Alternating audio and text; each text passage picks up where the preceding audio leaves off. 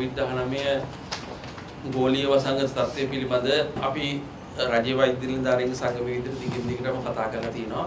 විශේෂයෙන් මේක ගෝලීය වසංගතයක් කියන තත්ත්වයෙන් බැහැර වෙලා අපිට කටයුතු කරන්න බෑයි කියන කාරණය, ඒ වගේම මහජන සෞඛ්‍ය ප්‍රශ්නයක් මේක කියන එක, ඒ කාරණයෙන් බැහැර වෙලා අපිට කටයුතු කරන්න බෑයි කියන එක ආරම්භයේ ඉඳන් අද දක්වා අපි දිගින් දිගටම අවධාරණය කරපු කාරණයක්.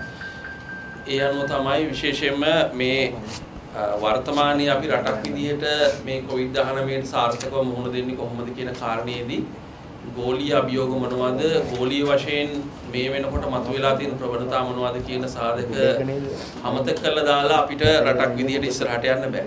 ඒතකොට සමස්ත ලෝකයේ තුල මේ වෙනකොට 8 කෝටියකට අධික රෝගීන් ප්‍රමාණයක් වාර්තා වෙලා තියෙන තත්ත්වය යටතේ මරණ සංඛ්‍යාව ලක්ෂ 17 ඉඳන් ලක්ෂ 18 දක්වා ළඟා වෙමින් තියෙන අවස්ථාවක තමයි අපි කතා කරන්නේ.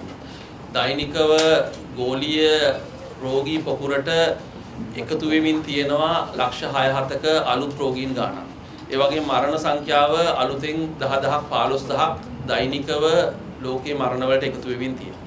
ඒතර දැනටත් ලෝකේ ප්‍රධානම කේන්ද්‍රස්ථානයේ බවට පත් වෙලා තියෙන්නේ ඇමරිකා එක්සත් ජනපදය. දෛනිකව රෝගීන් විශාල ප්‍රමාණයක් ලක්ෂ 2, සමහර දවස් ලක්ෂ 3 සීමාව කරා ළඟා වෙනවා. මරණ සංඛ්‍යාව 1000 2000, සමහර දවස්වල 3000 සීමාව කරා ළඟා වෙනවා. ඒ වගේම ඊ දවස්වල ජනමාධ්‍ය වාර්තා කළා හැම පුද්ගලයන් 1000කින් එක්කෙනෙක්ම මේ වෙනකොට ඇමරිකා එක්සත් ජනපදය තුල කොවිඩ් වැළඳලා මිය ගිහිල්ලා තියෙනවා කියලා. ඒ කියන්නේ මරණ අනුපාතය සාමාන්‍ය පුද්ගලයෝ 1000කට එක්කෙනෙක් මැරෙන තැනට ඇමරිකා එක්සත් ජනපදයේ මරණ සංඛ්‍යාව වැඩි වෙලා තියෙනවා. ඒ වගේම තමයි ලොස් ඇන්ජලිස් නගරයෙන් පෙරේද දවසේ වාර්තා වුණා හැම විනාඩි 10කට සැරයක්ම ලොස් ඇන්ජලිස් නගරයේ එක පුරවැසියෙක් කොවිඩ් නිසා මැරෙනවායි කියලා. ඒතකොට ඊටාම් පැහැදිලි ඇමරිකා එක්සත් ජනපදයේ මේ කේන්ද්‍රය, කියන්නේ ලෝකයේ කේන්ද්‍රය, ගෝලීය කේන්ද්‍රය පිහිටලා තියෙන්නේ කොහොමද කියන එක සහ ඒ රට තුල රෝග කළමනාකරණයේදී පෙන්වලා තියෙන ඒ අයගේ උපක්‍රමශීලී ප්‍රවේශයන් තියෙන අසාර්ථක බව ඉතාම හොඳින් පෙන්눔 කරලා තියෙනවා. ඒතකොට ඒක එක පැත්තකින් ලෝකයේ එක අන්තයක් බවට පත් වෙද්දී ඇමරිකා එක්සත් ජනපදයේ අනිත් අන්තයෙන් අපි දකිනවා චීනය විශේෂයෙන් මේ රෝගය පාලනය කිරීමේදී ඉතාම දෙවෙනි රැල්ලක් මතුවෙන්න ඉඩ නොදී ගමන් කිරීමේදී ඉතාම ලෝකයට ආදර්ශයක් වන විදිහට ප්‍රතිඵල පෙන්වමින් ගමන් කරනවා. ඒ අනුව තමයි දැන් ගිය සතිය තුල චීනයේ වුහාන් ආශ්‍රිතව රෝගීන් කිහිප දෙනෙක්, රෝගීන් 2-3 දෙනෙක් වාර්තා වෙනකොටම චීන බලධාරීන් මුලින්ම කරපු දේ තමයි ඒ පොකුර ආශ්‍රිතව බිහි වෙන්න නියමිත පොකුර ආශ්‍රිතව PCR පරීක්ෂණ ප්‍රමාණය අසාමාන්‍ය ඉහළ ප්‍රමාණයකින් වැඩි කිරීම, සතියක් ඇතුළත PCR ලක්ෂ 8ක් වගේ ප්‍රමාණයක් කරන්න සැලසුම් කිරීම. එතකොට මේ චීනය වගේ රටවල් මේ රෝගය තමන්ගේ පාලනය තුල තබාගෙන ගමන් කිරීම හරහා මේ වෙනකොට ලෝකයේ ආර්ථික විශේෂඥයන් විසින් අනාවැකි පළ කරමින් තියෙනවා. ලෝක ආර්ථිකය තුල බලවත්ම ආර්ථිකයකට හිමි රාජ්‍ය බවට 2028 අවුරුද්ද වෙනකොට චීනයට පත් වෙන්න පුළුවන් වෙයි කියලා ඇමරිකා එක්සත් ජනපදයේ අභිබවා ගිහින්. ඒතකොට මේක කලින් පුරෝගතනය කරලා තිබුණේ 2033 දී. කියන්නේ තව අවුරුදු 5කට මෙහා පැත්තෙන් ඒක කරගන්න මේ කොවිඩ් උවදුරත් එක්ක අනුගමනය කරපු ක්‍රියාමාර්ගවල, මොකද අන්ත දෙකක ක්‍රියාමාර්ග එක පැත්තකින් චීනය මේ සම්බන්ධ දැඩි පාලනයක් ඇති කරලා ක්‍රියාත්මක වෙච්ච අවස්ථාවකදී ඇමරිකාව රෝගයේ නිදහසේ ගමන් කිරීම සඳහා, රෝගීට අවශ්‍ය විදිහට ගමන් කිරීම සඳහා කටයුතු කිරීම හරහා ඇමරිකාවේ සිද්ධ වෙලා තියෙන තත්ත්වය හරහා සමස්ත රටේ ආර්ථිකයට වෙලා තියෙන හානිය සම්බන්ධයෙන් මේ සංඛ්‍යාලයකන හොඳම උදාහරණ වෙනවා. එතකොට ඊයේ දවස්වලත් ඇමරිකා එක්සත් ජනපදයේ සිද්ධ වෙලා තියෙන මරණ ගාන 1500කට ආසන්නයි, රෝගීන් ගාන 1,60,000ක් විතර වෙනවා. ඒ වගේම තමයි අලුතෙන් අපි කතා කරන්නේ විශේෂයෙන්ම එක්සත් රාජධානිය එහෙම නැත්නම් එංගලන්තය තුල විශේෂයෙන්ම එංගලන්තය පිළිබඳ විශේෂම අවධානය යොමු වුණේ නව ප්‍රභේද කිහිපයක්. මේ වෛරසයේ අලුත් ප්‍රභේද කිහිපයක් එංගලන්තය තුලින් හමු වීම නිසා රටවල් ගණනාවක මේ වෙනකොට මම හිතන රටවල් 14කට ආසන්න ප්‍රමාණයක ඊයේ දවස් වෙනකොට මේ අලුත් ප්‍රභේදය හම්බ වෙලා තියෙනවා කලාප ගණනාවක. ඒ කියන්නේ යුරෝපය තුල විතරක් නෙමෙයි, යුරෝපය තුල රටවල් ගණනාවක, ඊට අමතරව මැද පෙරදිග සමහර රටවල් වල, ඊගාවට අප්‍රිකානු රටවල් වල, ඊට අමතරව අපි ගත්තාම ආසියානු සමහර රටවල් වල, සිංගප්පූරු වගේ රටවල් වල, ඕස්ට්‍රේලියා මහද්වීපයේ මේ වෙනකොට මේ අලුත් වෛරස් ප්‍රභේදය හම්බ වෙලා තියෙනවා. ඒ හරහා කියවෙන පණිවිඩය තමයි තාම කෙටි කාලයක් තුල මේ විදිහට ලෝකේ පුරා ව්‍යාප්ත වීම හරහා මේ වෛරසයේ ශීඝ්‍ර ව්‍යාප්තිය පිළිබඳ ඉතාම හොඳින් මේ සියල්ල හරහා පිළිමු වෙනවා. දැනට හෙළිදරව් වෙලා තියෙන දත්ත අනුව 70%කට වඩා වැඩි ප්‍රබලතාවකින්, කලින් සාපේක්ෂව 70%කට වැඩි වේගයකින් මේ අලුත් වෛරස් ප්‍රභේදය ව්‍යාප්ත වෙන්න පුළුවන්. ඊට අමතරව දකුණු අප්‍රිකාවේ අලුත් වෛරස් ප්‍රභේදයක් ගැන අපි කතා කළා. ඒ වෛරස් ප්‍රභේදය මේ වෙනකොට යුරෝපය තුලට ඇවිල්ලා තියෙනවා. ඒ වෛරස් ප්‍රභේදය අර මුලින් එංගලන්තය තුල හාගත්ත වෛරස් ප්‍රභේදයටත් වඩා වැඩි වේගයකින් ව්‍යාප්ත වෙන්න පුළුවන්. ඒතකොට මේ ලෝකයේ තුල මේ මතුවලා තියෙන ප්‍රවණතාවලින් අපිට රටක් විදියට ගැලවෙන්න තියෙන ඉඩකඩ ඉතාම අවමයි. නමුත් අපි උපරිම උත්සාහ ගනිමින් ඉන්නවා මේ තත්ත්වය කළමනාකරණය කරගනිමින් මේ අලුත් වෛරස් ප්‍රභේද රට තුළට පැමිණීම වැළැක්වීම සඳහා රටක් විදියට අපිට ගන්න පුළුවන් ක්‍රියාමාර්ග මොනවද කියලා. එතකොට මේ ඇමරිකාව පවා يعني මේ රෝගයට නිදහසේ ගලාගෙන යන ඉඩ දුණු රටවල් පවා දැන් තහංචි එහෙම නැත්නම් සීමා පැනීම සම්බන්ධව අවධානය යොමු කරන්න සිද්ධ වෙලා තිනවා මේ අලුත් වෛරස් ප්‍රභේද මතුවීමත් එක්ක. හොඳ උදාහරණය තමයි දැන් අද දවසේ ඉඳන් ඇමරිකා එක්සත් ජනපදයේ එංගලන්තයේ ඉඳන් කවුරු හරි සංචාරකයෙක් කවුරු හරි විදේශිකයෙක් ඇතුල් වෙනවා නම් COVID free certificate එකක් එක්ක තමයි ඇමරිකා එක්සත් ජනපදයට ඇතුල් වෙන්නේ. මෙච්චර දවසක් ඇමරිකා එක්සත් ජනපදයේ එහෙම තහංචි ගැන හිතුවේ නැහැ, සීමා ගැන හිතුවේ නැහැ. නමුත් දැන් ඇමරිකාව වගේ රටවල් වලට පවා මේ අලුත් මතුවලා තියෙන ලෝක ප්‍රවණතාවත් එක්ක තහංචි සීමා සම්බන්ධයෙන් නැවත හිතා බලන්න සිද්ධ වෙලා තියෙන යන ක්‍රියාත්මක වෙමින් තියෙනවා. විශේෂයෙන්ම මේ වෙනකොට කැනඩාව, ඉතාලිය, ඕස්ට්‍රේලියාව, දකුණු කොරියාව විශේෂයෙන් දකුණු කොරියාව තුළ හොඳින් රෝගය පාලනය කරලා තිබිච්ච රටක්. අද වෙනකොට දැඩි සීමා පැනවීම සම්බන්ධයෙන් එයාගේ අවධානය යොමු වෙලා තියෙනවා. දවස් 15ක් ඇතුළත රෝගීන් 15000කට වැඩි ගාණක් මේ වෙනකොට දකුණු කොරියාවෙන් වාර්තා වෙලා තිනවා. මරණ ගාණ අසාමාන්‍ය ලෙස ඉහළ යමින් තියෙන දකුණු කොරියාවේ. ඒ අනුව දකුණු කොරියාව, ලෙබනනය වගේ මැද පෙරදිග රටවල්, ඊශ්‍රායලය වගේ රටවල්, සිංගප්පූරු වගේ රටවල් මේ සියල්ලම මේ වෙනකොට මේ අලුත් වෛරස් ප්‍රභේදයේ ගොදුරු බවට පත් වෙලා තිනවා. ඒ අනුව මේ බොහෝ රටවල් මේ වෙනකොට සංචරණ සීමා කෙරෙහි අවධානය යොමු කරමින් ඉන්නවා. සමහර රටවල් සංචරණ සීමා ඇති කළා ඒ සංචලන සීමා දැඩි කරමින් ඉන්නවා. දැන් ජපානය වගේ රටක් පවා හොඳින් රෝගේ පාලනය කරලා තිබිච්ච රටක්. නමුත් අද දිනෙන් පස්සේ ජපානය තුල පවා විදේශ කියන්නේ තමන්ගේ රටේ නොවන විදේශිකයන් රටට ඇතුල් කිරීම සම්බන්ධයෙන් සීමා පනවන ජපාන රාජ්‍ය කටයුතු කරලා තියෙනවා. මොකද මේ අලුත් ප්‍රභේදය රටට ආවොත් මේ දක්වා කරපු පාලන ක්‍රියාදාම වලට වෙන්න පුළුවන් අහිතකර බලපෑම් මේ වෙනකොට ජපාන රාජ්‍යය සහ බලධාරීන් අවබෝධ කර ගැනීම හරහා තමයි මේ කටයුතු සිද්ධ වෙන්නේ. ඒ අනුව මේ වෙනකොට හෙළිදරව් වෙලා තියෙන තොරතුරු අනුව විකෘති 20කට ආසන්න ප්‍රමාණයක් මේ අලුත් වෛරස් ප්‍රභේද තුල සිද්ධ වෙමින් තියෙනවා. නමුත් අපි මතක තියාගන්න ඕන කාරණේ තමයි අපි කොතරම් උත්සාහ කළා. දැන් මේ වෛරස් රෝග සම්බන්ධයෙන් මේක සාමාන්‍ය තත්ත්වයක්. ලෝක සෞඛ්‍ය සංවිධානය ඉතාම පැහැදිලිව කියනවා එංගලන්තයේ සෞඛ්‍ය ලේකම්වරයා මේ තත්ත්වය තමන්ගේ පාලනයෙන් ගිලිහෙන්න තියෙන ඉඩ කඩ ගැන අවධාරණය කරන මොහොතක ලෝක සෞඛ්‍ය සංවිධානය ඉතාම පැහැදිලිව කියනවා මේක සාමාන්‍ය තත්ත්වයක්. සාමාන්‍ය වෛරස් රෝගවල මේ විකෘතිත් එක්ක තමයි වෛරස් රෝග ව්‍යාප්තිය සිද්ධ වෙන්නේ. ඒ නිසා අපිට මේ අභියෝගයෙන් ගැලවෙන්න තියෙන ඉඩකඩ සීමිතයි කියන ප්‍රධානම හේතුව තමයි අපි යම් හේකින් අපි සාර්ථක වුණත් මේ විදේශ ප්‍රභේද රට ඇතුළට එන එක. අපිට කිසිසේත්ම බැහැර කරන්න බෑ තියෙන ඉඩකඩ අපේ රට ඇතුළේ තියෙන වෛරසය විකෘතියට ලක් වීම. මොකද ඕනම රටක ඕනම තැනක තියෙන වෛරසයක් විකෘතියට ලක් වෙන්න පුළුවන්. ඒකට සීමාමායින් නැහැ. ඒක රටට අදාළ වෙන්නේ නැහැ. ඒතර එංගලන්තයේ වෙච්ච විදිහට, දකුණු අප්‍රිකාවේ වෙච්ච විදිහට ලංකාව තුළ තියෙන වෛරස් ප්‍රභේදයේ පවා විකෘතියට ලක්වල අලුත් වෛරස් ප්‍රභේදයක් මේ අපේ රට ඇතුළේම නිර්මාණය වෙන්න යම් ඉඩකඩක් තියෙනවා. ඉතින් ඒක තමයි වෛරස් රෝගවල ස්වභාවය.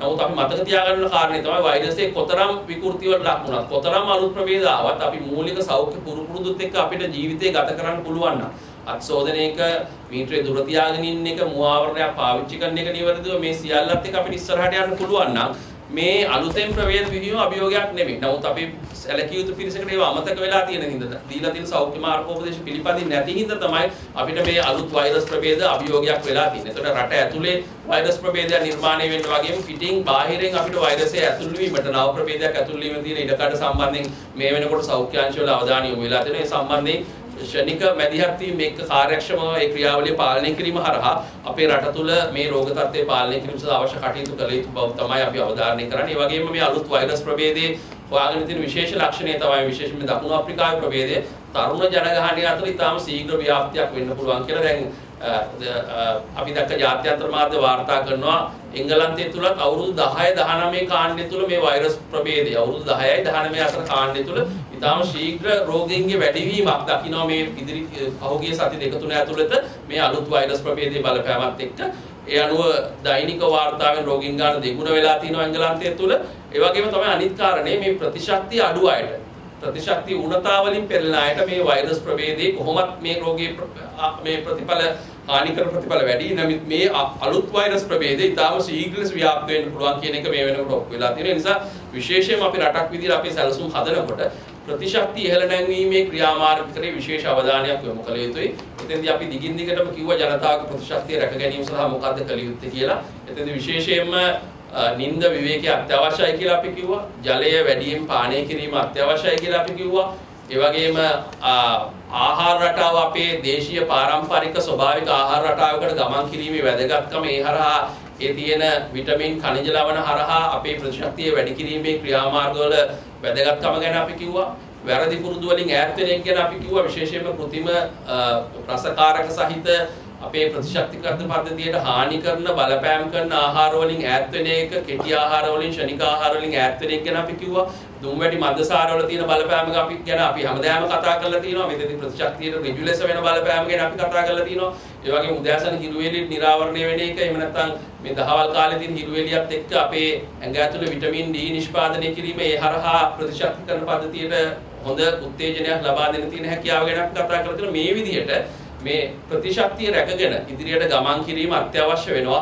මේ වෛරස් රෝග වලින් අපි ගැලවෙන්න, එහෙම නැත්නම් රටක් විදිහට හොඳ තැනකට එන්න. ඒ නිසා මේ අලුතෙන් ලැබෙන අත්දැකීම හරහා අපි ඒ කාලේ ඉඳන් දිගටම කියලා තියෙන කාරණා නැවත නැවත තහවුරු වෙමින් තියෙනවා. ඒ නිසා අපි විශ්වාස කරනවා මෙන්න මේ කියන தত্ত্বය යටතේ අපි මේ අපේ ඉදිරි සැලසුම් සකස් කිරීමේදී මේ කාරණා සියල්ල ගෝලීය තත්ත්වයන් සැලකිල්ලට අරගෙන අපි ඉදිරියට ගමන් කළ යුතුයි කියලා.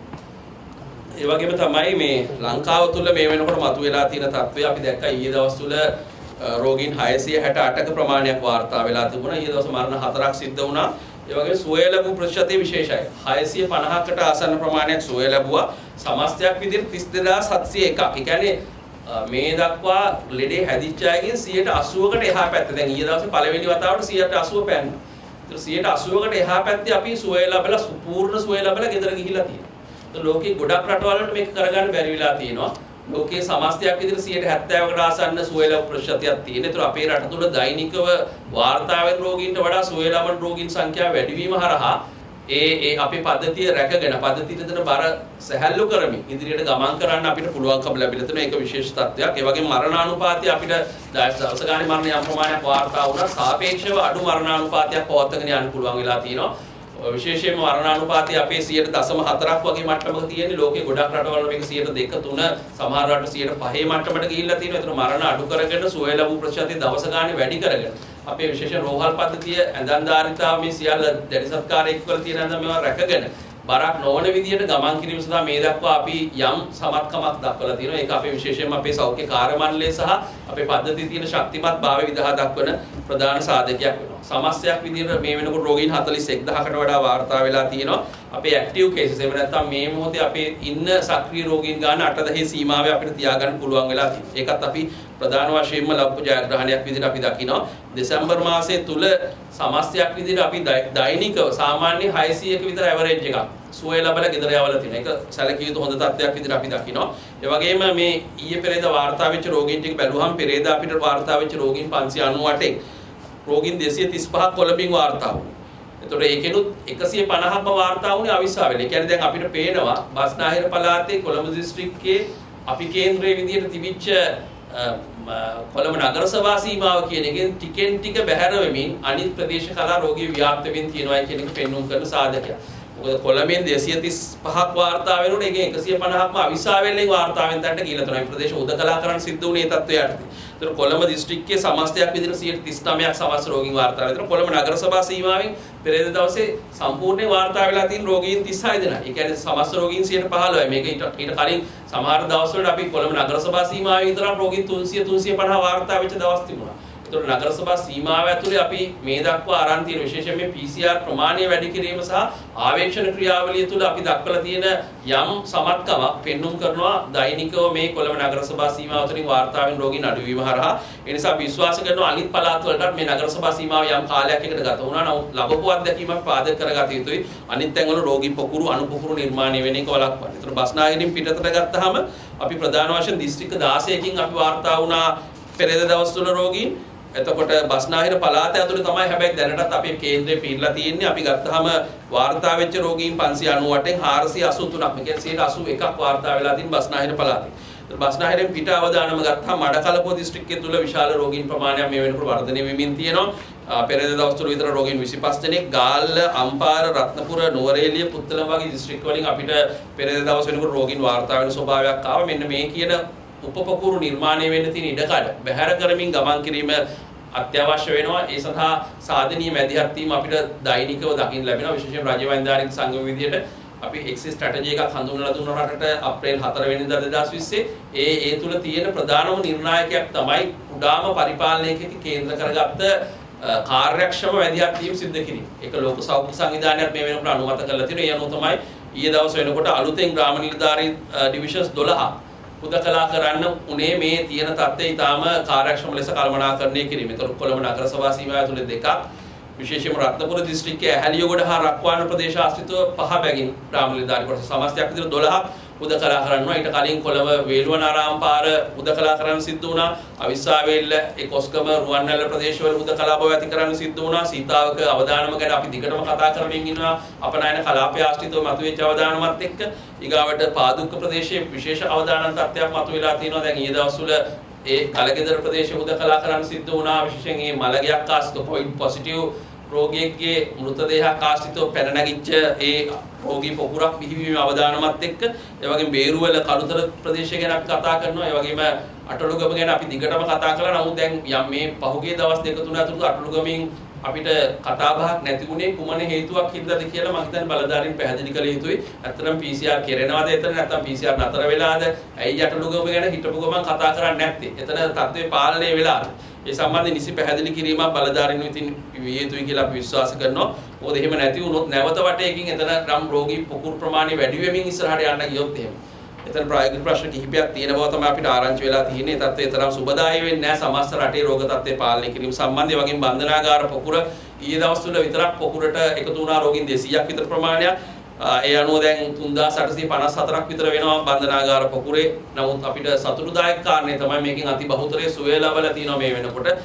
සමස්තයක් විදිහට ඇක්ටිව් කේසස් බන්ධනාගාර පොකුර ඇතුලේ 600ක් 700ක් වගේ ප්‍රමාණයක් තියෙනවා. ඒ නිසා විශේෂයෙන්ම තාමත් අපේ කේන්ද්‍රය පිහිටලා තියෙන්නේ බස්නාහිර පළාතේ. ඒතකොට එතන තිබිච්ච අපි කේන්ද්‍රය කොළඹ නගර සභා සීමාවෙන් ටිකෙන් ටික වෙනත් ප්‍රදේශවලට ව්‍යාප්ත වෙන ස්වභාවයක් තියෙනවා. ඒක එක පැත්තකින් නගර සභාවේ පාලනය පිළිබඳව අප සතුටු වෙන්න පුළුවන් වුණාට අලුත් අවදානම් විශේෂයෙන් අවිස්සාවේල්ල වගේ ප්‍රදේශවලින් මතුවීම අපේ රෝග පාලනයට පද්ධතියට අනවශ්‍ය බරක් එන්න පුළුවන්. ඒ නිසා මේ සියලු තත්ත්වයන් සැලකිල්ලට අරගෙන අප රට තුලත් අපි අනුගමනය කළ යුතු ක්‍රියාමාර්ග ජනතාවගේ වගකීම් සිහිපත් කරමින් ඉදිරියට යා යුතුයි කියලා අපි විශ්වාස කරනවා. එන්නතක් සම්බන්ධයෙන් අපි සමාජය තුළ කතා බහක් ඇතිලා තියෙනවා. ඒක මම හිතන්නේ හොඳ සාධනීය ප්‍රවණතාවයක් විදිහට අපි දකිනවා. මොකද ලෝකයේ කොවිඩ් පාලනය කරන්න යම් සාර්ථකත්වයක් ඉදිරි කාලය තුල යම් සිද්ධිදාමයක් කරහා මතුවෙනවා නම් ඒකෙදි ප්‍රධාන වශයෙන්ම අවධානය යොමු වෙලා තියෙන්නේ එන්නත්කරණය හරහා මේ තත්ත්වය ඇති කරගන්න. ඒ හින්දා තමයි විශේෂයෙන්ම යුරෝපය තුල රෝග ව්‍යාප්තිය ශීඝ්‍ර වීමත් එක්ක යුරෝපා රටවල් ගණනාවක් මේ වෙනකොට එයාගේ ප්‍රධාන උපක්‍රමශීලී ප්‍රවේශයේ විදිහට එන්නත්කරණ වැඩපිළිවෙල ශක්තිමත් කිරීම විශේෂයෙන්ම ලොකු ජනගහනයක් ආවරණය කිරීම කෙටි කාලයක් තුල. දැන් ඇමරිකාවේ අලුතෙන් තේරීපත් වන ජනාධිපතිවරයා තමන්ගේ පළවෙනි දින 100 තුල මිලියන 100ක් ජනතාව එන්නත්කරණයට ලක් කිරීම තමයි යාගේ ප්‍රධාන පොරොන්දුවක් බවට පත් වෙලා තියෙන්නේ. ඒතකොට ඒ හරහා පැහැදිලි වෙනවා මේ එන්නත හරහා ලොකු බලාපොරොත්තුවක් එන්නත්කරණය හරහා ව්‍යාප්තිය පාලනය කළා රට තුල නව සාමාන්‍යකරණයක් ඇති කරන්න අවශ්‍ය කටයුතු කළ යුතුයි කියලා ලෝකයේ තුල ලොකු සංවාදයක් මතුවලා තියෙනවා. ඒතකොට මේ වෙනකොට අවසන් අදිරට ආපු එන්නත් ගණනාවක් තියෙනවා. හදිසි අනුමැතිය යටතේ ප්‍රධාන වශයෙන් භාවිතා කරන එන්නත් වර්ග දෙකක් තියෙනවා. ඒතකොට ඒ එන්නත් අපේ රටට ගැලපෙනවද මේ වෙනකොට ජාතික සම්බන්ධීකරණ කමිටුවක් පත් කරලා තියෙනවා සෞඛ්‍ය අමාත්‍යතුමිය විසින්. ඒ කමිටුව යටතේ කමිටු 3ක් මේ වෙනකොට පත් කරලා තියෙනවා. විශේෂයෙන්ම මේ ප්‍රමුඛතාව හඳුනා ගන්න, ඒ වගේම ලොජිස්ටික්ස් ටික හදා ගන්න ඇතුළු මේ ක්‍රියාමාර්ග සඳහා උප කමිටු කිහිපයක් සකස් කරලා තියෙනවා. ඒ හරහා යම් ක්‍රියාදාමයක් වෙනවා. ඒ වගේම අතිගත ජනාධිපතිතුමා මැදිහත් වෙලා ජනාධිපති ජ්‍යෙෂ්ඨ උපදේශකයෙක් වෙන ලලිත් වීරතුංග මැතිතුමා යටතේ මේ වෙනකොට යම් ක්‍රියාදාමයක් කරනවා මේ සම්බන්ධීකරණ කටයුතු සම්බන්ධයෙන්. ඇත්තටම රටක් විදිහට අපි මේ අලුතෙන් මතුවලා තියෙන ප්‍රවණතාවයේ සාධනීය තත්ත්වයක් විදිහට අපි දකිනවා. මොකද එන්නත හැකි ආසන්නතම අවස්ථාවේදී අපේ රටට ගෙන්වා ගැනීම සඳහා අවශ්‍ය කරන ක්‍රියාමාර්ග ගැනීමේදී එතෙන්දී අපේ රටට ගැළපෙන එන්නත මොකද්ද? අපේ රටේ පරිසරයට, අපේ රටේ ජනතාවට, අපේ රටේ තියෙන සම්පත් වලට ගැළපෙන එන්නත මොකද්ද? මොකද මේ එන්නත් වල ප්‍රයිස් රේන්ජ් එකක් ලොකු රේන්ජ් එකක් තියෙනවා. ඒ කියන්නේ අපිට දැන් සාමාන්‍යයෙන් අපිට මේ වෙනකොට අඩුම මිලකට මිලදී ගන්න පුළුවන් එන්නත බවට පත් වෙලා තියෙන්නේ ඔක්ස්ෆර්ඩ් එන්නත මේ වෙනකොට තියෙන තත්ත්වය යටතේ. ඒතකොට මේ මුදල කියන සාධක සැලකිලිට අරගෙන අපේ රටට ගැළපෙනම එන්නත මොකද්ද කියන එක සම්බන්ධයෙන් විශේෂයෙන්ම ඉදිරි කාලය තුල තීරණය කළ යුතුයි කියනවා. මොකද මේ ඔක්ස්ෆර්ඩ් එන්නත ජනවාරි 4 වෙනිදා ඉඳන් UK කියන්නේ එංගලන්තය තුල භාවිතා කිරීමට නියමිතයි. ඒතකොට එතෙන්ද දැන් තියෙන එන්නත් දෙක වගේම ඔක්ස්ෆර්ඩ් එන්නතත් ඒ කියන්නේ පිළිගත්ත එන්නතක් බවට මේ මට්ටමේ සමාන එන්නතක් බවට පත් වෙනවා ජනවාරි 4 වෙනිදා. ඒ වගේම ඔක්ස්ෆර්ඩ් එන්නත ඉන්දියාව තුල නිෂ්පාදනය කිරීමට නියමිතයි සමාගමත් සමග ඇති කර ගන්න සම්බන්ධ කරගෙන. ඒතකොට අපිට විශේෂයෙන් අපිට යම් ලෙහෙසියක් ඇති වෙනවා ඒ වගේ එන්නතක් අපේ රට තුළට ගෙනවන. ඒකම ශීතදාමයේ පිළිබඳ තියෙන මේ අන්තගාමී සමහර ප්‍රශ්න විසඳ ගන්නත් අපිට පුළුවන් වෙනවා. ඒ අතරමැදි උෂ්ණත්වයක ගබඩා කිරීම පුළුවන්කම තියෙන තත්ත්වය යටතේ. ඒතකොට මේ වෙනකොට වාර්තා වෙලා තියෙන තොරතුරු අනුව ප්‍රමුඛතාව දිය යුත්තේ කාටද කියන සම්බන්ධයෙන් අපි කතා වෙනවා. විශේෂයෙන්ම මේ අවදානම් කණ්ඩායම වැඩිහිටියන් ඇතුළු රෝගී නිසා සංකූලතා ඇති වෙන රෝගී නිසා මරණයටපත් වෙන්න පුළුවන් පිරිස සඳහා ප්‍රමුඛතාවය දෙමින් ඉන්න අනතුරුව සෞඛ්‍ය වෘත්තිකයන් සඳහා ප්‍රධාන තැනක් දෙන්න මේ වෙනකොට යම් එකඟතාවයක් ඇති වෙලා තියෙනවා. ඒ අනුව බලාපොරොත්තු වෙනවා මේ ආසන්නත මොහොතේ අපේ රටේ එන්නත ගහලා. මොකද ලෝක ජනගහනය සඳහා මේ වෙනකොට ලෝක සෞඛ්‍ය සංවිධානයේ මැදිහත් වෙලා එන්නත් මාත්‍රා බිලියන 2ක්. ඒ කියන්නේ ලෝක ජනගහනයෙන් බිලියන 1කට ආසන්න ප්‍රමාණයකට එන්නත ලබා දෙන්න මේ වෙනකොට එන්නත් ඇනෝම් කරලා තියෙනවා. ඒක සමාජ සාධාරණත්වයේ සහතික වන පරිදි ලෝක සෞඛ්‍ය සංවිධානයේ එන්නත් මම හිතන්නේ ලෝකේ පුරා බෙදා හරියි කියලා අපි විශ්වාස කරනවා. ඒතර අපේ රට තුළත් මේ කොයැක්ස් වැඩපිළිවෙල යටතේ එන්නත් ජනගහනයෙන් 20%කට. ඒ කියන්නේ දල වශයෙන් මිලියන 4කට 4.5කට වගේ ප්‍රමාණයකට අවශ්‍ය එන්නත් අපිට නොමිලේ ලැබෙනවා. එවනම් නමුත් අපිට මිලියන 4කට එන්නත් කිරීම හරහා සමස්ත රටේම ප්‍රශ්නේ හොඳ වෙයි කියලා අපිට විශ්වාස කරන්න බෑ. ඒ හරහා අපි බලාපොරොත්තු වෙන මරණ සංඛ්‍යාව අඩු කරගෙන රටේ අර විශේෂයෙන්ම අර අවදානම් සහගත පිරිස ආරක්ෂා කර ගැනීම තමයි මේ මුලින් ලැබෙන එන්නත් වගේ අපිට කරන්න පුළුවන් වෙන්නේ. නමුත් එතනින් එහාට රට තුල රෝග ව්‍යාප්තිය පාලනය කිරීම සඳහා අඩුම ගානේ සමස්ත රටේ ජනගහනයෙන් 60%කට 70%කට එහා පැත්තේ අපිට එන්නත් කරන්නේ යෙදෙන්න වෙනවා. ඒ සඳහා අපිට එන්නත් මිලදී ගන්න සිද්ධ වෙනවා. ඒ සඳහා මේ වෙනකොට ආසියානු සංවර්ධන බැංකුවෙන් යම් සහන ණය පැකේජයක් මේ වෙනකොට ඉදිරිපත් වෙලා තියෙනවා කියලා මුදල් අමාත්‍යාංශය කියලා තියෙනවා. ඒක අපි අගය කිරීමට ලක් කරනවා. මොකද ඒ සඳහා අවශ්‍ය වැඩපිළිවෙල සකස් කරලා තිබීම එන්නත් සකස් වෙන මොහොතේදී අපිට ඉක්මනට එන්නත් ගෙනා ගැනීම සඳහා අත්‍යවශ්‍ය වෙනවා.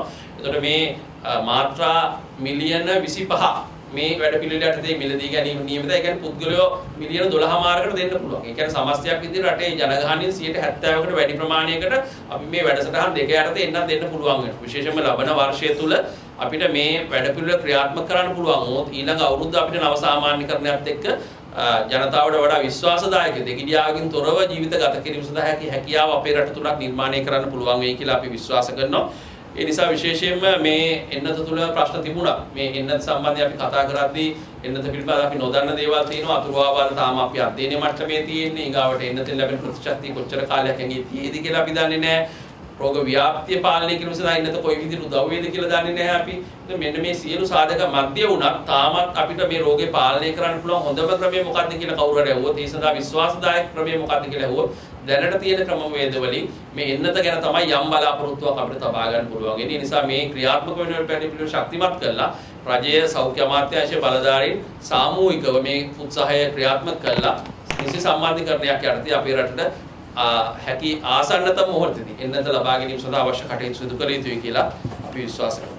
ඒ වගේම තමයි ජනතාවගේ වගකීම අවසාන වශයෙන් මේ තත්ත්වය කළමනාකරණය කර ගැනීම සඳහා අත්‍යවශ්‍ය වෙනවා. දැන් අපි දකිනවා විවිධ මාධ්‍ය වාර්තා පළ වෙනවා. සමහර තැන්වලදී ජනතාවගේ ලැබෙන සහයෝගය සම්බන්ධයෙන් ගැටලු තියෙනවා. දැන් උදාහරණ විදිහට මේ පහුගිය සතිය දෙක ඇතුළත අවස්ථා කිහිපයකදී අපිට වාර්තා වුණා මේ මත්ද්‍රව්‍ය වලට ඇබ්බැහි වූවන් සම්බන්ධයෙන් කටයුතු කිරීමේදී ඇති වෙලා තියෙන යම් අහිතකර තත්ත්වයන්. ඒ නිසා විශේෂයෙන් මේ PCR එක කළාට පස්සේ මේ අය ඒතර රැඳිලා ඉන්නේ නැතුව විවිධ තැන්වලට යනවා, හොයාගන්න බැරි වෙනවා, අතුරුදහන් වෙනවා. මේකේ තරම් සුබදායක වෙන්නේ නැහැ. දැන් අපි හෝම් ක්වරන්ටයින් කියන concept එකට ගියේ නිවස ආශ්‍රිතව නිරෝධායනයට ගියේ මේ වගේ ප්‍රශ්න තියෙනවා කියලා දැන. එතකොට මේ අපි විශේෂයෙන් ජනතාවට වෙන බලපෑම එන්නතම් අහිතකර බලපෑම අවම කරමින් තමයි නිවස් නිරෝධායනයට ගියේ. නමුත් අපිට නැවත සිතන්න වෙනවා මේ විශේෂම හෝම් ක්වරන්ටයින් කරනකොට මේ වගේ පිරිස් නිවස් නිරෝධායනය කිරීමේදී විශේෂ සැලකිලිමත් භාවයක් දක්වන්න වෙනවා. මොකද මේ අය අපිට පාලනය කරන්න සමහරට අමාරු පිරිස් මේ විශේෂ මත්ද්‍රව්‍ය වලට ඇබ්බැහි වෙච්ච පිරිස්. ඒ නිසා විශේෂයෙන් ඒ අය සම්බන්ධයෙන් විශේෂයෙන්ම නිරෝධායන නීති ක්‍රියාත්මක කිරීමේදී ආයතනගත ව්‍යුහයක් ඇතුළේ නිරෝධායනය වෙන එකේ වැදගත්කම අපිට පේනවා. ඒක නැත්තම් සමස්ත සමාජයම තමයි අනාරක්ෂිත වෙන්නේ. ඒ වගේම තමයි ජනතාවට ලොකු වගකීමක් තියෙනවා. විශේෂයෙන් මේ උත්සව සමය අපි ගත කරමින් ඉන්නේ මේ කාල සීමාව ඇතුළේ වගකීම් සාගතව හැසිරෙන්න.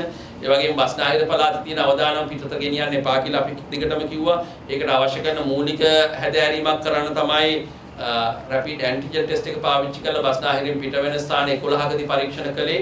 ඒතර ඒකේ ප්‍රතිඵල ඊයේ වෙනකොට අපිට 49 දෙනෙක් පොසිටිව් කියලා තමයි බලධාරීන් විසින් ප්‍රකාශනපත් කරලා තියෙන්නේ. පරීක්ෂණ 8000ක් විතර කරනකොට දැන් කියවෙන කතාව තමයි දල වශයෙන් 0.6ක විතර පොසිටිව් රේට් එකක් තියෙනවා බස්නාහිරෙන් පිට වෙන අය. ඒ කියන්නේ දෛනිකව බස්නාහිරෙන් 20000ක් 25000ක් විතර පිට වෙනවා නම් විවිධ ක්‍රම පාවිච්චි කරලා. ඒතර සාමාන්‍යයෙන් අපි උපකල්පනය කරන රෝගීන් 150කට වැඩි ප්‍රමාණයක් බස්නාහිරෙන් දෛනිකව පිට වෙනවා කියලා. ඒ කියන්නේ රෝගේ බෝ කරන්න පුළුවන් මට්ටමේ අය. මේක සැලකිය යුතු අවදානමක්. මොකද මේ එක පුද්ගලයෙක් ඇති සමස්ත පළාතක්ම ප්‍රදේශයක්ම රෝගී සම්බන්ධ අනතුරු ලක් කරනවා. ඒ නිසා විශේෂයෙන් මෙන්න මේ කියන අපි ගත්ත අත්දැකීම් පාදක කරගෙන දැන් ජනවාරි 5 වෙනිදා වෙනකම් මේක ක්‍රියාත්මක වෙන බව තමයි බලධාරීන් ප්‍රකාශනපත් කරලා තියෙන්නේ. ඒ තොරතුරු පාදක කරගැනීමෙන් අනිත් තැන් වලට අවධානය ව්‍යාප්ති පාලනය කිරීම සඳහා අවශ්‍ය කටයුතු සිදු කළ යුතුයි. මොකද දැනටත් ලෝකයේ මේ ඇති වෙලා තියෙන තත්ත්වයට යටතේ විශේෂයෙන් එංගලන්තය ඇතුළු රටවල් ප්‍රධාන වශයෙන්ම විශ්වාසය තබලා තියෙනවා මේ නගර අතර සංචාරන සීමා කිරීම විශේෂයෙන් මේ අවදානම් අවස්ථාවේ. හැමදාටම නෙමෙයි ජනතාවට අවම බලපෑමක් වන පරිදි මේ කටයුතු කිරීමට ඒ අය කටයුතු කරමින් ඉන්නවා. ඒතර ජාත්‍යන්තර අත්දැකීම් උත්පාදක කරගෙන විශේෂයෙන්ම අපේ මේ මොහොතේ තියෙන අවදානම සැලකිලිට අරගෙන අනිත් පළාත්වල බස්නාහිරින් එළියට අවදානම් ව්‍යාප්තිය පාලනය කිරීම සඳහා අපිට ගත හැකි ක්‍රියාමාර්ග ගත යුතුයි කියලා අපි විශ්වාස කරනවා. ඒ වගේම මේ දැන් එළඹෙන පොහොය දවසේ සිරිපා වන්දනාව ආරම්භ වෙනවා. ඒතර මේ මොහොත වන්දනා ගමන් යන්න, ප්‍රිය සංഭാෂණ පවත්වන්න, විනෝද ගමන් යන්න කොතරම් ගැළපෙනවද කියලා මුළු රටම දන්නවා. නමුත් ඒකට ප්‍රායෝගික අවනත නොවන ස්වභාවයක් සමහර අයගෙන් ප්‍රකාශ වෙනවා. ඒ නිසා විශේෂයෙන් මේ වෙනකොට නුවරඑළිය දිසාපතිතුමා තාම පැහැදිලිව කියලා තුන මේක එක මාසෙන් දෙකෙන් ඉවර වෙන්නේ නැහැ සිරිපා සමය. විශේෂයෙන්ම වෙසක් පොය දක්වා මේක දික් වෙනවා මාස කිහිපයක් යනවා. ඒ නිසා ජනවාරි මාසේ මේ අවදානම අරගෙන සිරිපා දෙන්න එපා කියන එක පොදු ජනතාවගෙන් ඉල්ලීමක් කළා තිබුණා. නමුත් වතාවත් කටයුතු දෛනිකව සිද්ධ වෙන බව තමයි දැනුම් දීලා තියෙන්නේ. ඒ වගේම නුවරඑළිය ප්‍රාදේශීය සෞඛ්‍ය සේවා අධ්‍යක්ෂකවරයා ඊටාම් පැහැදිලිව ඉල්ලීමක් කළා තිබුණා. නුවරඑළිය දිස්ත්‍රික්කයේ සංචාරන සීමා කරන්න කියලා. මොකද මේ දක්වා නුවරඑළියෙන් හම්බ වෙලා තියෙන රෝගීන්ගෙන් අති බහුතරය බාහිරින් ආපු අවදානමත් එක තමයි නුවරඑළිය අවදාන සහගතපත් වෙලා තියෙන්නේ. ඒ නිසා විශේෂයෙන් මේ ඉල්ලීම් සම්බන්ධයෙන් අපි විශේෂ අවධානය යොමු කළ යුතුයි. ඒ පවතින තත්ත්වයට යටතේ අපි ප්‍රමාදයන් අවම කරගෙන මේ තත්ත්වය කළමනාකරණය කරගන්න ඉස්සරහට යා යුතුයි කියලා අපි විශ්වාස කරනවා. විශේෂයෙන්ම මේ මොහොතේදී මේ අපේ පද්ධතිය ඉදිරියට නිවැරදිව ගමන් කිරීම සඳහා අත්‍යවශ්‍ය වෙනවා ප්‍රමාදයන් අවම කරගෙන ඉදිරියට යන්න. ප්‍රධාන වශයෙන්ම PCR පරීක්ෂණ ලක් කිරීම සඳහා යම් ප්‍රමාදයක් ඇති වෙලා තියෙනවා. ඒ තැන් අඳුනගෙන ඒ තැන් නිවැරදි කරන්න. PCR වාර්තා ලැබීමේ ප්‍රමාදයක් තියෙනවා නම් ඒවා නිවැරදි කරගෙන පැය 24ක් ඇතුළත වාර්තා දෙන්න. අවශ්‍ය කටයුතු සම්පාදනය කිරීම. ඒ වගේම තව ප්‍රශ්නයක් මේ වෙනකොට මතුවලා තියෙනවා. ඒ කියන්නේ පොසිටිව් කියලා දැනගත්තට පස්සේ රෝහල්ගත කිරීම සම්බන්ධයෙන් යම් ප්‍රමාදයක් තත්ත්ව විශේෂයෙන් මේ ප්‍රවාහනීය සම්බන්ධයෙන් මතුවලා තියෙන ප්‍රායෝගික ගැටලුත් එක්ක ඒ නිසා මේ තත්ත්වයන් සැලකිල්ලට අරගෙන අපි විශ්වාස කරනවා මේ ප්‍රමාදයන් අවම කරගෙන ඉදිරියට ගමන් කිරීම සඳහා අවශ්‍ය කටයුතු බලධාරීන් විසින් සම්පාදනය කළ යුතුයි කියලා. ඒ වගේම වෛද්‍යකමනේ දැන් මේ වෙනකොට දැන් රජය තීරණය කරනවා මේ හුදකලා කර නැති ප්‍රදේශවල සිනමා ශාලා මේ විවෘත කරන්න. ඒ වගේම ජනවාරි මාසයේ මේ ප්‍රාථමික අංශයේ සහ පෙර පාසල් පිට පළාත්වල ආරම්භ කරන්න. දැන් ඔබතුමාම සඳහන් කරා මේ බස්නාහිර පළාතේ තිබුණු කේන්ද්‍රය කෙමින් පිට පළාත් කලාව කරා ව්‍යාප්ත වෙමින් තියෙනවා කියලා. මෙවන් තත්ත්වයක් තුළ මේ කාරණා කිරීම සුදුසුයිද?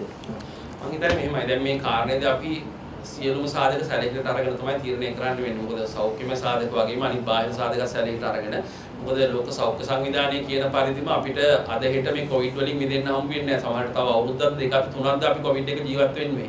ඒ සෞඛ්‍ය මාර්ගෝපදේශ වලට යටත්ව නව සාමාන්‍යකරණය යටතේ රට නැවත යථාවත් කිරීම සම්බන්ධයෙන් රජයක් විදිහට තීන්දුව ගන්න වෙනවා. ඒතකොට සිනමා හල් විවෘත කිරීම සම්බන්ධයෙන් මේ සිනමා ශිල්පීන් රජ්‍ය වෛද්‍යාලනික සංඝ අපිවත් හමු වුණා. ඒකට සෞඛ්‍ය අමාත්‍යාංශ තුල සාකච්ඡාවට ගණනාවක් පවත්වලා ඒ අවශ්‍ය කරන නිශ්චිත උපදේශ මාලාවක් යටතේ තමයි සිනමා හල් විවෘත වෙන්නේ. එතෙන්දිත් අර හුදකලා කර ප්‍රදේශවල සිනමා හල් විවෘත වෙන්නේ නැහැ. ඒතකොට ජනතාවට මෙතෙන් තියෙන විශේෂයෙන් සිනමා හලකට ගියත් වෙළඳපළකට ගියත් අත්‍යවශ්‍යම පිළිපැදිය යුතු මූලික සෞඛ්‍ය පුරුදු අමතක කරන්නේ නැතුව කටයුතු කළොත් එහෙම අපිට අවදානම් බැහැර කරගන්න පුළුවන්. මොකද මේ සියල්ල සම්බන්ධයෙන් අපිට අවසානයක් පෙනෙන තෙක් මානෙක නැහැ. ඒ නිසා අපිට මේ සියල්ලම වහගෙන හිර කරගෙන ඉන්න පුළුවන් තත්ත්වයක් නැහැ. ඒ නිසා තමයි මේ සමහර තීරණ අපිට ගන්න සිද්ධ වෙන්නේ. නමුත් අවදානමක් මැද තමයි තීරණ ගන්න වෙන්නේ. අවදානම ශූන්‍ය කළා නෙමෙයි තීරණ ගන්න වෙන්නේ. බස්නාහිරේ පිටතට යම් අවදානමක් ගිහිලා තියෙන තත්ත්වයේ යටතේ පාසල් විවෘත කිරීම තුළ යම් අවදානමක් තියෙනවා. නමුත් ඒ අවදානම අපිට මේ මොහොතේ ගන්න සිද්ධ වෙනවා. මොකද ළමයින්ගේ අපි දකිනවා විශේෂයෙන් දුෂ්කර පළාත්වල මේ ඔන්ලයින් ක්‍රමය කොතරම් අසාර්ථකද කියන එක සම්බන්ධයෙන් අපිට ඕනතරම් නිදර්ශන ඇවිල්ලා තියෙනවානේ. ඒ නිසා ළමයින්ගේ අධ්‍යාපනය කියන එක අත්‍යවශ්‍ය දෙයක් බවට පත් වෙලා තියෙනවා. ඉතින් ඒ සම්බන්ධයෙන් අද හවසත් මම හිතන්නේ අධ්‍යාපන අමාත්‍යතුමාත් එක්ක සාකච්ඡාවක් පැවැත්වෙනවා. මේ මොනවද මේ සම්බන්ධයෙන් ගත යුතු ක්‍රියාමාර්ග විශේෂයෙන් කුඩා දරුවන්ගේ වගේම වැඩිහිටියන්ගේ ප්‍රතිශක්තිය වැඩි කරමින් අපේ ඔරොත්තු දීමේ හැකියාව වැඩි කර ගන්න අතරතුරේදී මේ නව සාමාන්‍යකරණයට ගමන් කිරීමේ තියෙන වැදගත්කම අපි අවධාරණය කරලා තියෙනවා. ඒ නිසා අපි විශ්වාස කරනවා මේ අරන් තියෙන තීරණ ඒකමතිකව ගත තීරණ නෙමේ සෞඛ්‍යාංශවල සෞඛ්‍ය බලධාරීන් එක සාකච්ඡා කරලා ගත තීරණ. ඒ නිසා ඒ තීරණවලදී විශේෂයෙන්ම කොන්දේසි දාලා තියෙනවා. ඒ කොන්දේසි වලට යටත්ව තමයි මේ තීරණ අරන් තියෙන්නේ. ඒ නිසා බලාපොරොත්තු වෙනවා ඒ තීරණ වලට සහභාගී වෙන ජනතාව ඒ කොන්දේසි රැකගෙන සෞඛ්‍ය මාර්ගෝපදේශ වලට අනුව කටයුතු කළොත් එහෙම අපිට ලොකු අවදානමක් නැතුව මේ පත්‍ය කළමනාකරණය කරගන්න පුළුවන් වෙයි. ඒ වගේම වෛද්‍යතුමනි දැන් මේ වෙනකොට ඇතැම් සෞඛ්‍ය වෘත්තීය සමිති සහ විශේෂයෙන්ම පූජ්‍ය මුරුත්තෙට්ටුවේ ආනන්ද ස්වාමින් වහන්සේ දිගින් දිගටම සඳහන් කරනවා මේ සෞඛ්‍ය අමාත්‍යාංශය සෞඛ්‍ය දෙපාර්තමේන්තුව මේ පිරිහිලා තියෙනවා කියලා. මේ වත්මන් තත්ත්වය මොකක්ද ඔබ තුමන්ලගේ මම හිතන්නේ උන්වහන්සේගේ කියවීම තුළ උන්වහන්සේගේ ප්‍රකාශ තුළ සැඟවුණු සහ යටි අරමුණ මොකක්ද කියලා අපිට පැහැදිලි නැහැ. නමුත් අපි දකිනවා විශේෂයෙන්ම සෞඛ්‍ය අමාත්‍යාංශයේ රාජසේන රත්න පහුගිය අවුරුදු 5ගේ අඳුරු යුගය තුළ ගත කරපු අවස්ථාවේදී උන්වහන්සේගේ මේ වගේ ප්‍රකාශ ආවේ නැහැ. මේ ටෙන්ඩර් මගදී සිද්ධ වෙනකොට විශාල දූෂණ සෞඛ්‍ය අමාත්‍යාංශය වෙනකොට සයිටම් එකේ කළ රෝගී ජීවිත බිල්ලට දීලා කටයුතු කරනකොට ඔය උන්වහන්සේලා කොහෙද වැඩ හිටියේ කියන එක අපිට ප්‍රශ්නයක්. ඒතර දැන් මේ මොහොතේදී සෞඛ්‍ය අමාත්‍යාංශය තුළ අපි දකින්නේ නැහැ 100%ක්ම ප්‍රශස්ත ලෙස ඉදිරියට යනවා කියලා. නමුත් අඩුම ගානේ අපි දකිනවා මේ තියෙන පාර්ශ්ව එකතු කරගෙන ඒකාබද්ධව යම් ප්‍රවේශයක් තුලින් ගමන් කරන්න උත්සාහ කරමින් ඉන්නවා.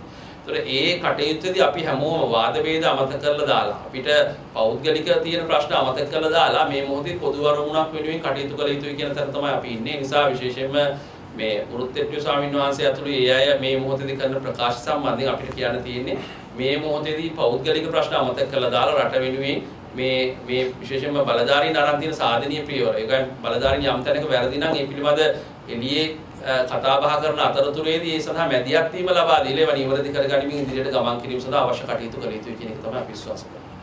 අවසාන වශයෙන් වෛද්‍යතුමනි දැන් මේ වෙනකොට කොරෝනා මේ මෘතදේහ ආදාහනය කිරීම සහ බොහොම දාණය කරනවා යන කාරණාව පිළිබඳව දැඩිව ප්‍රශ්නකාරී තත්ත්වයක් ඇති වෙලා තියෙනවා. මේ මොහොත වන විට පවතින තත්ත්වය මොකක්ද මේ පරීක්ෂණවල සහ ඔබතුමන්ලාගේ මතය මොකක්ද? අපේ මතය අවමල් රේණුවකින්වත් වෙනස් වෙලා නැහැ. අපි මාර්තු අප්‍රේල් මාසයේදී ලිඛිතව මේ සම්බන්ධයෙන් අපේ මතය කිව්වා. මේ ප්‍රශ්නේ මතුවෙන්න පුළුවන් කියන ඒ අවධානය සැලකිලිට අරගෙන එතෙන්දී අපි විශේෂයෙන් කිව්වා බහුවිධ විශේෂඥයන් සමන්විත විශේෂඥ කමිටුවක් කරා තමයි මේ තීරණය එන්න ඕනේ. එතෙන්දී සංහිතිය බව අපි කිව්වා. ඒතර දැන් මේ පත් කළ තියෙන කමිටු පිළිබඳ හරි පාරදෘශ්‍ය තොරතුරු මේ දක්වා රටට හෙළිදරව් නොවීම හරහා තමයි. විවිධ පුද්ගලයෝ විවිධ විදියට ඇවිල්ලා මාධ්‍ය හරහා යම් ප්‍රකාශ නිකුත් කිරීම හරහා තමයි ප්‍රශ්නේ ව්‍යාකූල වෙලා තියෙන්නේ. දේශපාලඥයෝ තමන්ගේ දේශපාලන මතිමතාන්තර අනුව තමන්ගේ දේශපාලන ගොඩ වැඩි කර ගැනීම සඳහා මේ කරන ප්‍රකාශ හරහා රටේ මේ මොහොතේදී විසඳිය යුතු ප්‍රශ්නයක් දිගින් දිගටම දිග්ගැස්සීම හරහා අනවශ්‍ය ගැටුම්කාරී තත්ත්වයක් තමයි රට තුළ නිර්මාණය වෙමින් තියෙන්නේ. ඒතර මේක මහජන සෞඛ්‍ය ගැටලුවක් නම් මහජනතාවගේ සහයෝගය නැතුව මේක විසඳන්න බෑ. අනිත් පැත්තෙන් මේක සෞඛ්‍යමය ගැටලුවක් නම් ප්‍රධාන වශයෙන් සෞඛ්‍යමය සාධක අමතක කරලා දාලා ඉස්සරහට යන්න බෑ. ඒතකොට ලෝකයේ තියෙන අත්දැකීම් පාදක කරගෙන අපේ රටට ගැළපෙන ක්‍රමවේද මම දැක්ක ඊයේ දවස්වල ජල සම්පාදනය පිළිබඳ ඇමතිතුමා වාසුදේව නානායක්කාර ඇමතිතුමා අගමැතිතුමාගේ යම් මැදිහත් වීමත් එක්ක මේ භූගත ජලය සම්බන්ධයෙන් කරපු සමීක්ෂණයක ප්‍රතිඵල එළියට දානවා.